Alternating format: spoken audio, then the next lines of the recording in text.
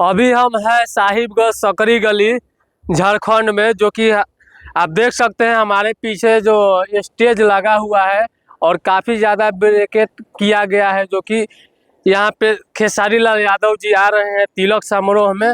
और शायद यहाँ पे बारात भी है, जो कि आप देख सकते हैं काफ़ी ज़्यादा बड़ा ग्राउंड है, काफ़ी ज़्यादा तैयारियां हो रही है और काफ़ी ज़्यादा हो गई है, जो कि आप देख सकते हैं कितना बड़ा फील्ड है।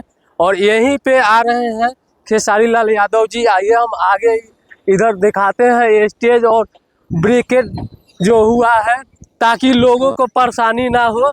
यहाँ पे दूर दूर से आए लोगों और जो निकट में पास में जो हो उन लोगों को परेशानी ना हो, उसके लिए ब्रिकेट किया गया है। काफ़ी ज़्यादा यहाँ पे व्यवस्था हुआ है।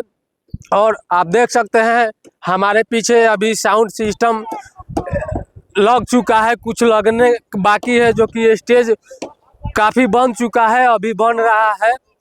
और आज ही प्रोग्राम है शाम को, जो कि भोजपुरी के ट्रेंडिंग स्टार खेसारी लाल यादव जी यहाँ पे आ रहे हैं। आप देख सकते हैं ये साहिबगंज सकरी गली है और एक खेल मैदान है।